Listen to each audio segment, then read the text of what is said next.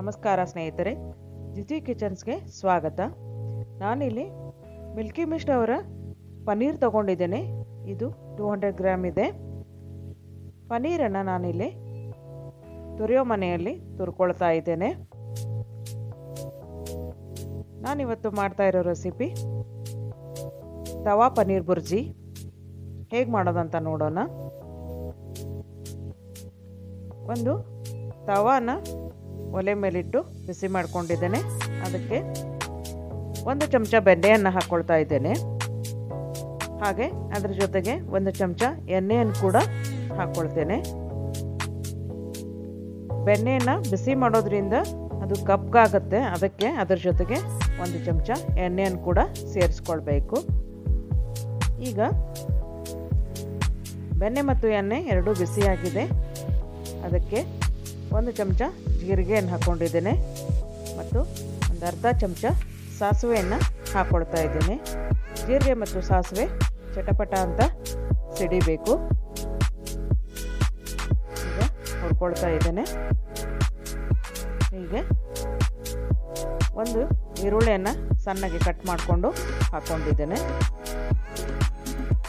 ಈರುಳ್ಳಿ ಕೆಂಪಗಾಗಬೇಕು. ಈಗ ರುಚಿಗೆ ತಕ್ಕಷ್ಟು ಉಪ್ಪು ಹಾಕ್ಕೊಂಡು ಈರುಳ್ಳಿಯನ್ನು ಹುರ್ಕೊಳ್ತೇನೆ. ಈರುಳ್ಳಿ ಕೆಂಪಗಾದ ಮೇಲೆ ಒಂದು ಟೊಮೆಟೊವನ್ನು ಸಣ್ಣಗೆ ಕಟ್ ಮಾಡಿ ನಾನು ಹಾಕ್ಕೊಳ್ತೇನೆ. ಈಗ ಒಂದು ಅರ್ಧ ಚಮಚ ಶುಂಠಿ ಬೆಳ್ಳುಳ್ಳಿ ಪೇಸ್ಟನ್ನು ಸೇರಿಸ್ಕೊಂಡಿದ್ದೇನೆ. ಅದನ್ನು ಕೂಡ ಹುರಿಬೇಕು. ಈಗ ಟೊಮೆಟೊ ಸೇರಿಸ್ಕೊಳ್ತೇನೆ. ಟೊಮೆಟೊ ಕೂಡ ಮೆತ್ತಗಾಗೋವರೆಗೂ ಹುರ್ಕೊಳ್ಬೇಕಾಗ್ತದೆ.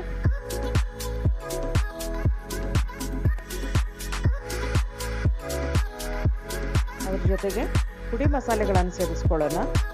ನಾನಿಲ್ಲಿ 1 ಚಮಚ ಜೀರಿಗೆ ಪುಡಿಯನ್ನು ಸೇರಿಸ್ಕೊಂಡಿದ್ದೇನೆ ಮತ್ತು 1 ಚಮಚ ಕೊತ್ತಂಬರಿ ಬೀಜದ ಪುಡಿನ ಸೇರಿಸ್ಕೊಂಡಿದ್ದೇನೆ. ಅರ್ಧ ಚಮಚ ಅರಿಶಿನ ಪುಡಿಯನ್ನು ಹಾಕ್ಕೊಳ್ತಾ ಇದ್ದೇನೆ. ನೀವಿಲ್ಲಿ ಗರಂ ಮಸಾಲೆ ಕೂಡ ಹಾಕ್ಕೊಳ್ಬೋದು. ಮತ್ತು ರುಚಿಗೆ ಎಷ್ಟು ಬೇಕೋ ಅಷ್ಟು ಖಾರದ ಪುಡಿನ ಸೇರಿಸ್ಕೊಳ್ತಾ ಇದ್ದೇನೆ. ನಾನು 2 ಚಮಚ ಖಾರದ ಪುಡಿ ಹಾಕಿದ್ದೇನೆ. ಎಲ್ಲನೂ ಚೆನ್ನಾಗಿ ಮಿಕ್ಸ್ ಮಾಡಿಕೊಂಡು ಟೊಮೆಟೊ ಮೆತ್ತಗಾಗುವವರೆಗೂ ಹುರ್ಕೊಳ್ಬೇಕಾಗ್ತದೆ. ಈಗ ಟೊಮೆಟೊ ಮೆತ್ತಗಾಗಿದೆ. ಅದಕ್ಕೆ ತುರಿದಿರಿ ಇರುವಂತಹ ಪನ್ನೀರನ್ನು ಸೇರಿಸ್ಕೊಳ್ತಾ ಇದ್ದೀನಿ. ಹಾಗೆ ಮಿಕ್ಸ್ ಮಾಡ್ಕೊಳ್ಬೇಕು. ಇದನ್ನು ಬಳತು ಕುದಿಸೋ ಅವಶ್ಯಕತೆ ಏನಿಲ್ಲ.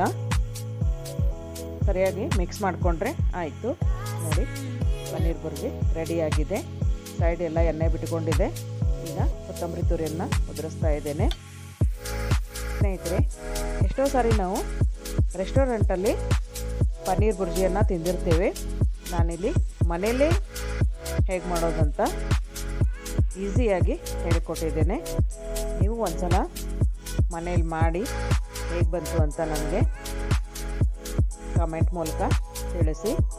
ಜಿಜಿ ಕಿಚನ್ಸನ್ನು ಸಬ್ಸ್ಕ್ರೈಬ್ ಮಾಡ್ಕೊಂಡು ನೋಡಿ ಮತ್ತು ರೆಸಿಪಿ ಇಷ್ಟ ಆದಲ್ಲಿ ಲೈಕ್ ಮಾಡಿ, ನಿಮ್ಮ ಫ್ರೆಂಡ್ಸ್ ಆ್ಯಂಡ್ ಫ್ಯಾಮಿಲಿಗೆ ಶೇರ್ ಮಾಡಿ.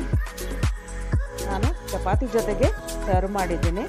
ನೀವು ಪರಾಟ ಜೊತೆಗೆ, ಪೂರಿ ಜೊತೆಗೆ, ದೋಸೆ ಜೊತೆಗೆ ಎಲ್ಲದರ ಜೊತೆನೂ ತಿನ್ಬೋದು. ಪನ್ನೀರ್ ಬುರ್ಜಿ ಮಾಡ್ಕೊಂಡು ತಿನ್ನಿ. ಹೇಗೆ ಬಂತು ಅಂತ ಹೇಳಿ.